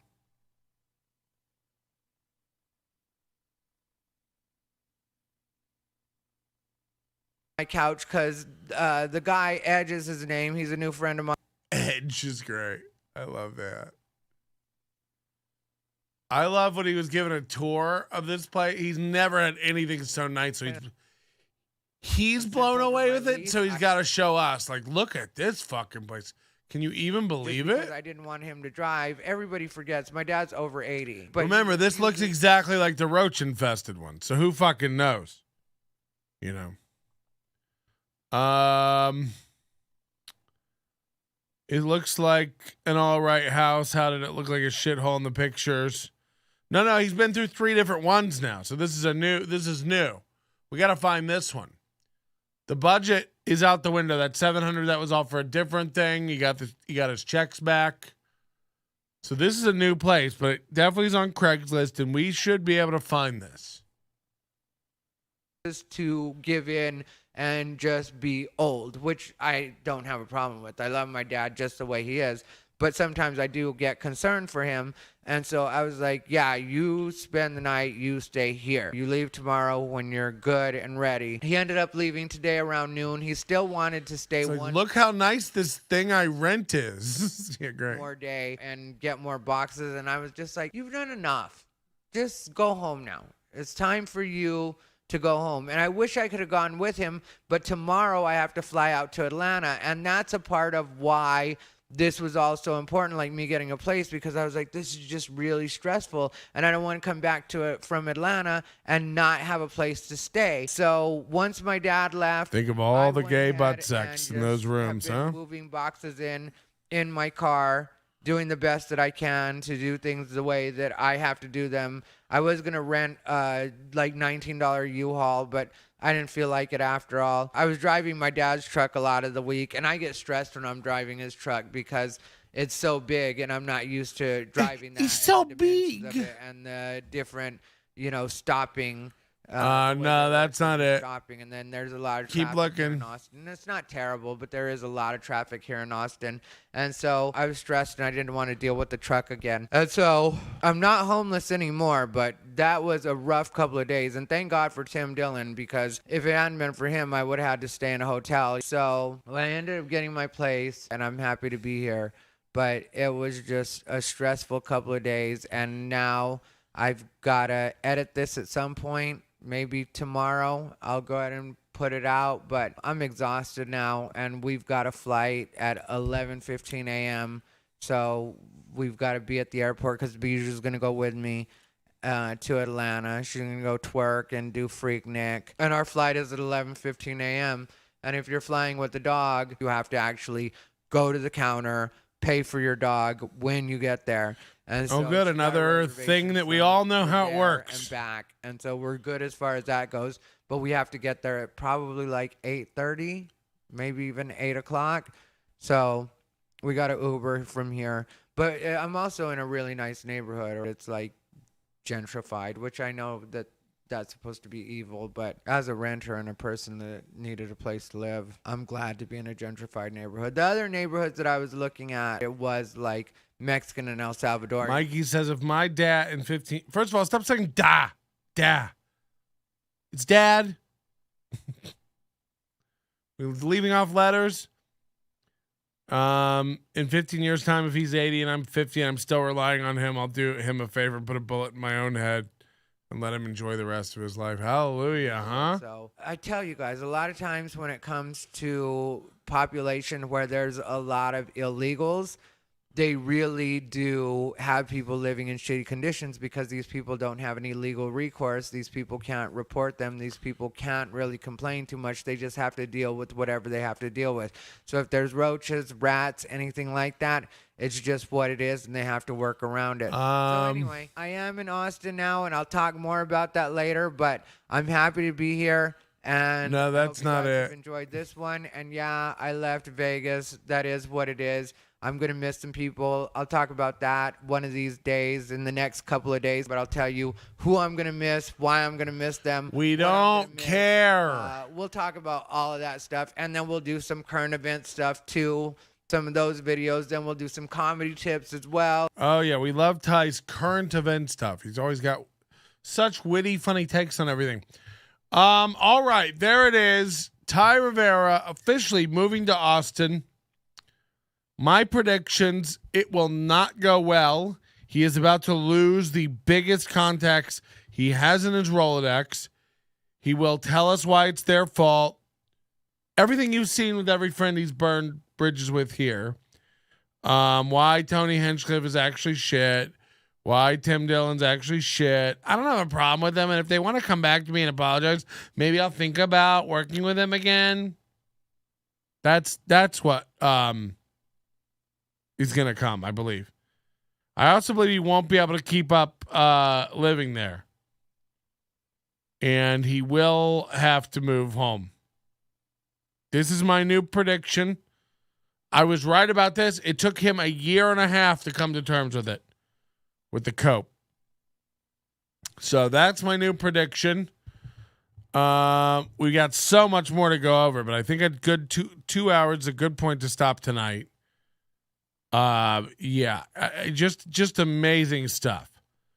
And to all the Austin comics, send in your tips. We want your tips. Agent O at nobodylikesonions.com. We keep it secret. We don't have to tell you. Reach out to your Texas friends. Reach out to your Austin friends. Let them know. We need to know. Keep looking for that apartment. We're going to get to the bottom of all of it. Thank you so much for being here tonight. Thanks for your contributions. Thanks for your memberships. We got a lot coming this week. And if you're in the overdose, the backlog of stuff I've been promising for weeks, but there's 19 shows coming out on the overdose. I couldn't ask for more support than the people who joined the overdose. So head over there now. Save 10% with promo code THANKS at nobodylikesonions.com/overdose. I love you all. We'll see you very soon. Thank you.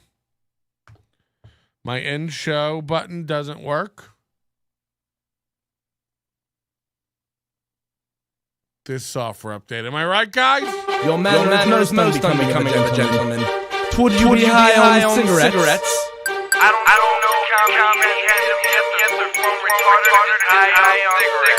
question posed to stupid hoes who don't get it yet. Excuse me, miss. Are you high on cigarettes? I don't know if the comedy has a little yet. The full-blown retarded or just high on cigarettes. All the laughs that you did before you listen to the show. Boy, pass it melting, faces have you stacking. And the low one is the low, not the reason is fucking gold. To make the taco phony party be a heart soul. To make you vandalize a van with a pedal sticker so both family probably get arrested before they get down the road. A stupid motherfucker just got NL loan. The radio shows a straight bitch male prone. Talk shit on the youngins that nobody like pass. Have my homeboy lame prank call him fast. Have him thinking that he hates him like right before he berates him. And the way that he baits him, put him right on blast. Like Patrick is an asshole and his show won't last. And every time I called in, he treated me like trash. He would abuse and berate me for the sake of some laughs. And the worst part was when he fucked your mother straight in the ass. Well, I don't know if the comedy hasn't hit them yet. They're full-blown retarded or just high on cigarettes. A question posed to stupid hoes that don't get it yet. Excuse me, miss. Are you high on cigarettes? Well, I don't know if